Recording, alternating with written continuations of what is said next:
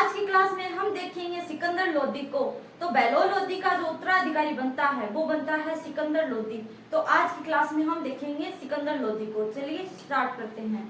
सबसे पहले देखो सिकंदर लोदी का टाइम पीरियड 1489 से लेकर 1517 तक। ठीक है, किसका पुत्र था भाई? बहलोल लोदी का पुत्र था। मूल नाम था इसका निजाम खां। मूल नाम था निजाम खां और जब सुल्तान बना तो इसका नाम हो गया सिकंदर लोदी। प्रशासनिक, अब देखो भाई प्रशासनिक व्यवस्था, तो इसका भी जो जीवन है वो सैन्य अभियानों में बीता और ये एक साम्राज्य विस्तारवादी व्यक्ति था। तो जीवन काल सैन्य अभियानों में व्यतीत हुआ। तुगलक वंश के अंतिम शासकों के बाद सबसे ज्यादा साम्राज्य विस्तार सिकंदर लोदी ने किया। कहते हैं कि जो सिकंदर लोदी है तुगलक वंश के बाद में सबसे ज्यादा अपने साम्राज्य का विस्तार करने वाला व्यक्ति था। इसका पिता है वो ऐसा नहीं था बहलोल लोदी, क्योंकि हमने देखा था कि उसने केवल जो अपने विद्रोही थे उनका दमन करने के लिए है वो अभियान किए, लेकिन वो साम्राज्य विस्तार नहीं किया था उसने। ठीक है, आगरा, आगरा शहर का नाम सभी ने सुन रखा होगा। आगरा का जो ताजमहल है वो विश्व प्रसिद्ध है। तो भाई जो आगरा शहर है इसकी स्थापना का श्रेय जिस व्यक्ति को जाता है वो है सिकंदर लोदी। तो सिकंदर लोदी ने 1504 में आगरा नामक नगर की स्थापना की और दिल्ली को राजधानी बनाने की बजाय जो आगरा है इसको अपनी राजधानी बनाया था। ठीक है, तो आज आपको पता चला होगा कि आगरा शहर की स्थापना है वो किसने की थी? सिकंदर लोदी ने 1504 में। ठीक है, और राजधानी भी बनाया था। अभी वो आर्थिक पक्ष, आर्थिक पक्ष में देखो क्या है। सिकंदर लोदी, ऐसा से तात्पर्य सिकंदर लोदी, ठीक है, ने भूमि नाप के लिए गज ए सिकंदरी को प्रारंभ किया।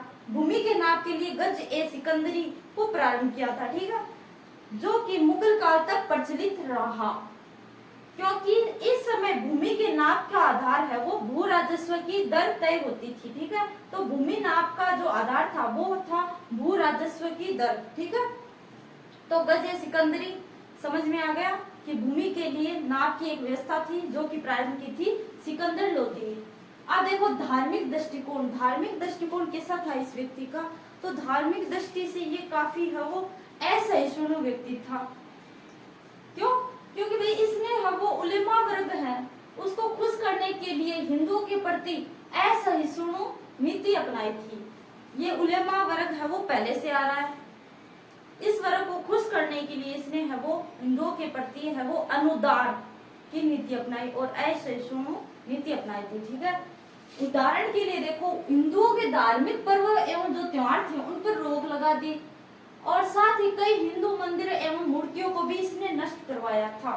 तो हिंदुओं के जितने भी धार्मिक पर्व थे त्योहार थे उन पर रोक लगाई और अनेक मंदिर एवं मूर्तियों को तोड़वाया था इस व्यक्ति ने। अब देखो नागरकोट का जो हिमाचल प्रदेश में पड़ता है, नागरकोट, इसका जो मंदिर है ज्वालामुखी, नागरकोट हिमाचल प्रदेश में पड़ता है। कि ज्वालामुखी मंदिर की जो मूर्ति थी उसको तोड़कर उसके जो टुकड़े थे मंदिर की मूर्ति के जो टुकड़े थे उनको वो कसाईयों को दे दिया मांस तोलने के लिए। तो हिमाचल प्रदेश का नागरकोट ज्वालामुखी मंदिर है उस मंदिर की मूर्ति को तोड़कर जो टुकड़े थे उनको वो कसाईयों को दे दिया मांस तोलने के लिए। तो ऐसा व्यक्ति था शैतान है। देखो हालांकि सिकंदर लोदी ने मुसलमानों में जो कुछ प्रचलित प्रथाएं थी उनको सुधार की दृष्टिकोण से उन पर भी प्रतिबंध लगा दिया।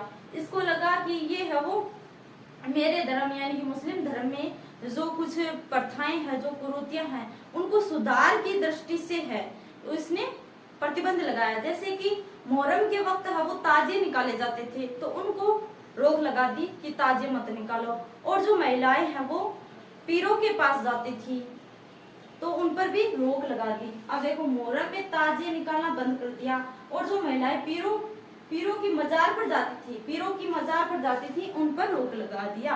तो ये व्यक्ति है वो ऐसा था